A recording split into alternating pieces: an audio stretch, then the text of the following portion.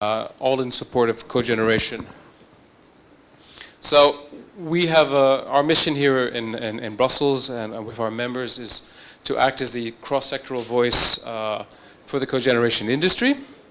As I mentioned before, we work with the EU institutions and other key stakeholders. We work with different partners, different sectors, the paper industry, chemical industry, across the board, environmental organizations, the renewable industry and so forth. We're quite good at working with different partners in that respect. And we do so by building a robust and evidence-based demonstration of the benefits of cogeneration. So we talk about facts, figures, projects, examples. We use the expertise of our membership. We are as strong as our members are strong.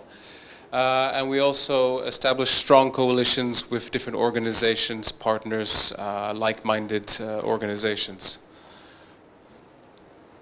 So last year we presented two stakeholders in Brussels, including the European Commission, members of the European Parliament, and also representatives of national governments at our annual conference, Our Vision for the Future. And this was a culmination of working with our members over an 18-month period to establish how our members viewed the future energy system and what role does cogeneration play and what is its true potential in that respect.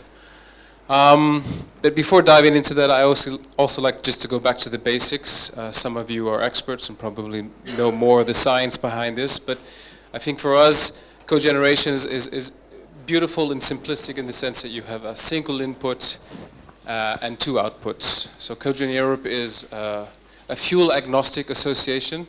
So all energy sources can in fact be used in cogeneration, from fossil fuels, hydrogen, solar thermal, geothermal, and so forth. And the beauty of cogeneration is that it really does utilize almost all the potential energy, and it produces that into useful heat and electricity for factories, municipalities, and public homes.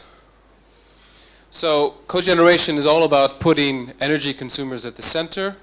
So energy intensive industries, pulp and paper, aluminum, the chemical sector, they all need a reliable, high-grade heat in order to remain competitive in Europe. A lot of iconic buildings use cogeneration, believe it or not.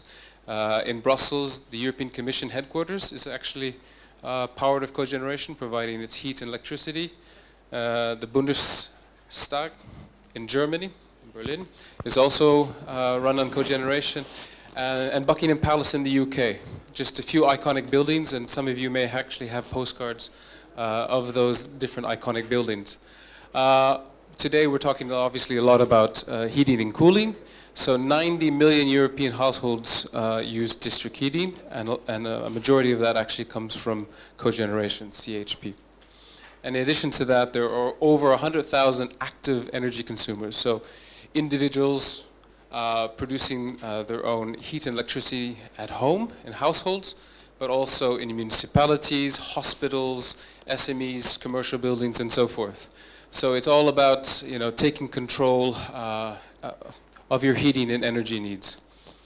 So working with our members, we established what are the benefits really of cogeneration today, tomorrow, and the future. And looking to the future, we see cogeneration playing a pivotal role in terms of responding to the many energy and environment challenges that face us.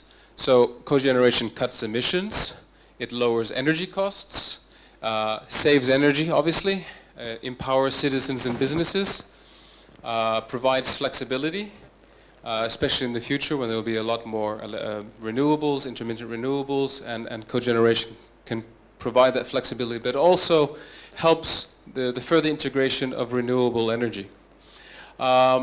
Obviously, because it's decentralized nature, it avoids costly grid reinforcements. The energy future will be electrified, more so than today. but at the same time, having decentralized power generation will avoid any unnecessary costs associated with grid reinforcements. So we have a vision, as I mentioned, and that's where we see cogeneration creating a resilient, decentralized, carbon-neutral energy system by 2050, where we see cogeneration at the backbone of this energy system. It's all about empowering European citizens, industry to generate their own efficient, reliable, affordable, and clean energy and heat. It's about bringing together heat, electricity, gas networks, and then allowing the further integration of substantial amounts of renewable energies. And it's also about enabling an integrated energy system and helping avoid those unnecessary costs towards that energy transition to the future.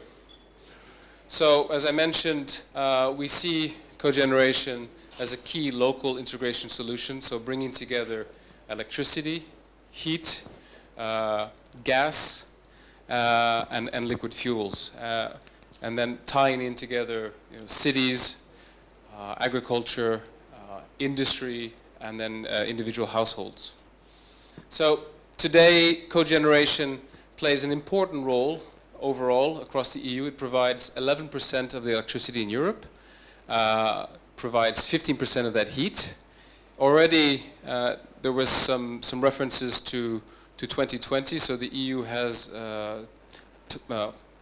legally binding targets to reduce emissions by 20% by 2020, increase in energy efficiency by 20%, and increase renewables to 20%.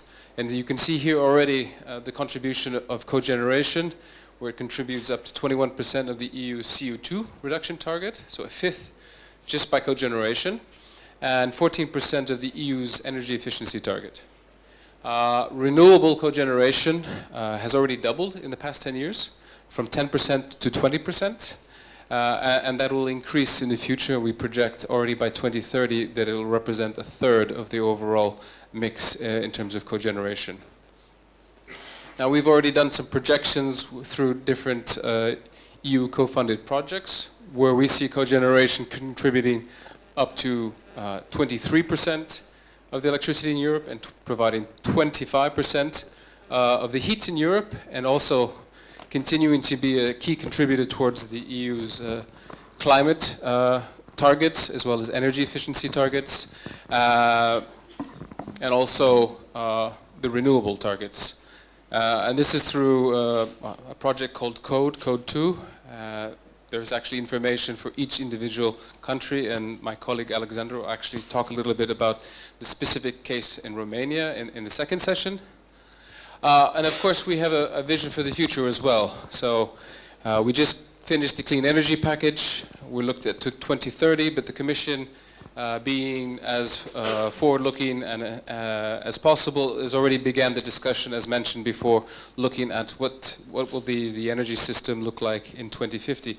And so we have a view as well, where we see the capacity of cogeneration in Europe doubling by two.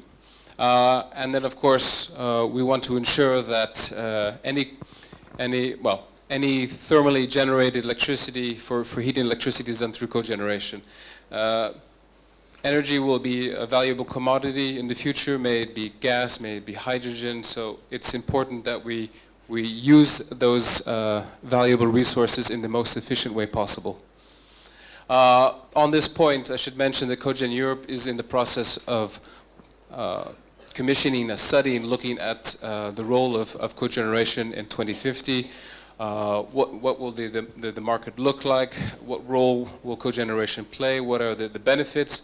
And through that, we will develop policy guidelines, proposals to help the Commission as well as member states reach the true potential of cogeneration.